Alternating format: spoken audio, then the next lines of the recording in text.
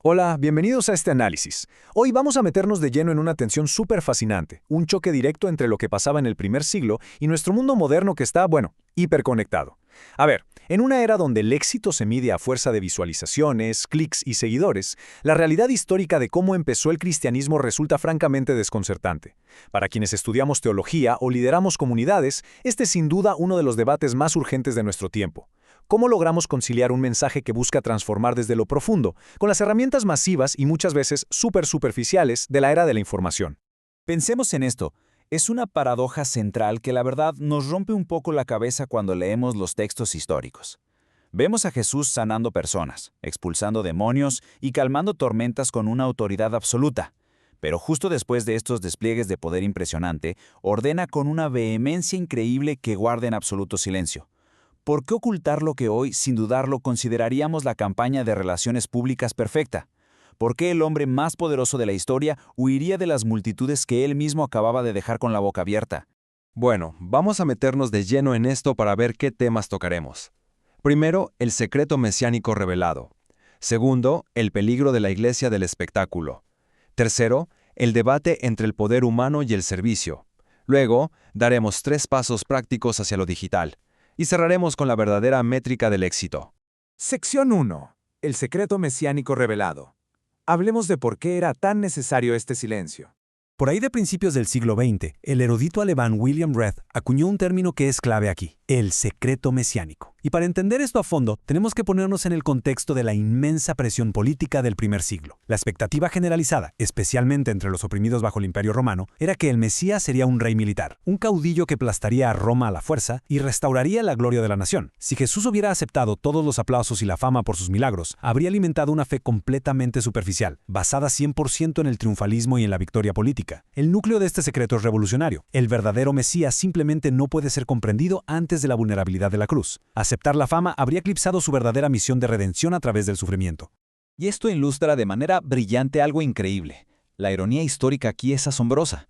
A lo largo de la historia, quienes presencian milagros son mandados a callar. Sin embargo, la verdadera identidad de Jesús solo queda al descubierto en la absoluta agonía del Calvario. Completamente despojado de poder político, ensangrentado y en su punto de mayor debilidad, es cuando un ejecutor romano, literalmente el enemigo opresor, hace la declaración teológica más precisa de todas. El secreto no se revela en un show de poder o con la gente aplaudiendo, sino en el sacrificio extremo. Pasemos a la sección 2, la iglesia del espectáculo. Un salto a los peligros del siglo XXI. Aquí hay un contraste abismal entre nuestra obsesión moderna por llamar la atención y el llamado original. Hoy, la tecnología nos ha vuelto expertos en acumular seguidores digitales y construir plataformas basadas en pura imagen. La tentación de transmitir milagros en vivo o convertir la espiritualidad en una campaña viral es inmensa. Pero ojo, hay una diferencia vital entre un adepto y un discípulo. El adepto es un espectador, simplemente consume un producto religioso sin que le cueste absolutamente nada, buscando entretenimiento para el domingo. El discípulo, en cambio, se compromete por completo frente a las frigulosas demandas del Evangelio. Entiende que seguir este camino implica transformar su vida entera, no solo darle clic al botón de suscribirse. Y de la mano con eso, el gran peligro de hoy es andar promoviendo conversiones sin la cruz. Ya sabemos, presentar una figura divina que funciona casi como un asistente personal, que solo nos resuelve problemas financieros y nos da paz emocional inmediata. Honestamente, eso es una tragedia teológica. Omite deliberadamente el llamado fundamental al arrepentimiento verdadero y a la renuncia personal. Al intentar maximizar el alcance y caerle bien el algoritmo, terminamos cambiando las verdades profundas por luces de escenario y mensajes súper diluidos, diseñados específicamente para no ofender a nadie y atraer a las masas. Sección 3. Poder humano versus servicio. La tensión constante entre buscar la gloria humana y el sacrificio bíblico. Esta pedagogía de silencio juzga durísimo nuestra prisa actual por tener influencia. Esta cita marca un momento de muchísima gravedad. Al intentar hacer que el mensaje sea siempre cómodo, atractivo y sin nada de dolor, se vacía la cruz de todo su significado. Pedro intentó disuadir a Jesús del sufrimiento buscando un camino de gloria humana, y bueno, le valió esta reprensión tan fuerte. La advertencia es súper clara. Cuando el objetivo principal de una comunidad es crecer en números y tener poder social a expensas de la verdad del sacrificio, nos estamos alineando con los planes de los hombres, no con el plan de Dios. El discipulado nunca, jamás, fue diseñado para ser un contrato barato. La metáfora de la semilla es perfecta, porque contrasta este crecimiento espiritual orgánico con el crecimiento algorítmico artificial. El alcance digital se puede comprar pagando publicidad, pero el fruto espiritual definitivamente no. Depender nada más de la tecnología para fabricar el éxito de una iglesia es olvidar que el crecimiento genuino opera como una semilla que germina en secreto bajo la tierra. Ese tipo de madurez profunda viene de un poder oculto, misterioso y constante, no de una publicación viral que para mañana ya nadie recuerda. Entonces, el punto crucial aquí es notar que hubo excepciones deliberadas a esta regla del silencio. Cuando Jesús liberó al endemoniado Geraseno, la instrucción fue diametralmente opuesta. Ve a tu casa, a los tuyos y cuéntales. La diferencia clave estaba en la audiencia y el lugar. Era una región pagana donde no existía el riesgo de provocar un levantamiento armado ni falsas esperanzas de liberación política contra Roma. Y esto nos demuestra un principio intemporal. La proclamación legítima no es propaganda masiva y anónima.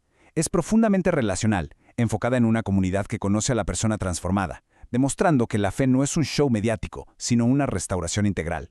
Sección 4. 3 pasos hacia lo digital. Vamos a llevar toda esta teoría a la práctica en la red. Pero bueno, ¿cómo resolvemos esta tensión hoy en día? El silencio del que habla Marcos no es un mandato para desaparecer del Internet, sino más bien un freno de emergencia para recalibrar cómo usamos la tecnología. El primer paso requiere un giro de 180 grados, abandonar el sensacionalismo y optar por la honestidad descarnada. En lugar de publicar videos supereditados buscando clics con un espectáculo que parece de magia, las plataformas deberían usarse para relatar historias crudas.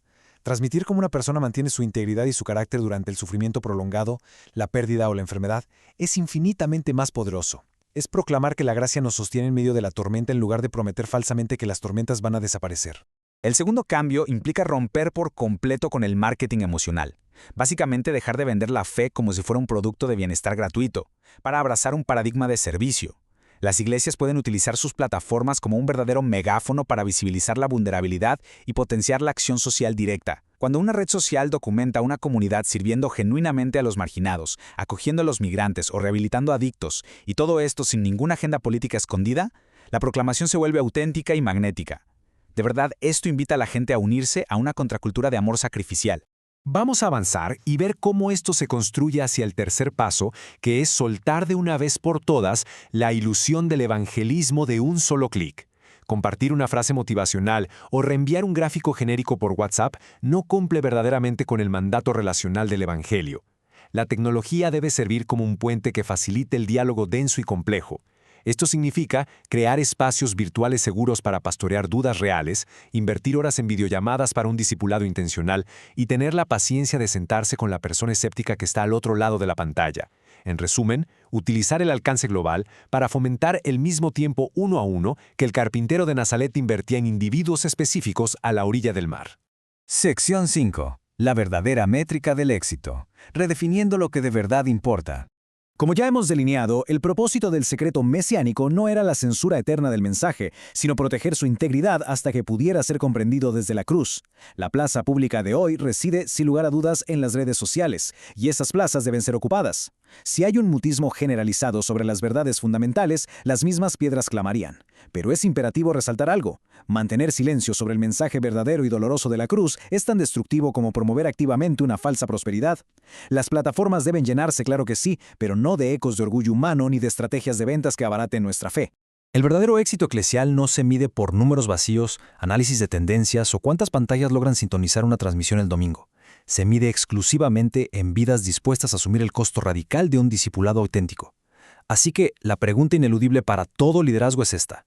¿Se está proclamando un mensaje que exige una transformación profunda y un servicio desinteresado? ¿O simplemente se le rinde culto a un ídolo de conveniencia creado a imagen del consumidor moderno? El desafío más urgente que tenemos es mirar más allá de las métricas superficiales y asegurar que la tecnología sirva para formar un carácter que soporte la prueba del tiempo y del sacrificio. Muchísimas gracias por acompañarnos en este análisis.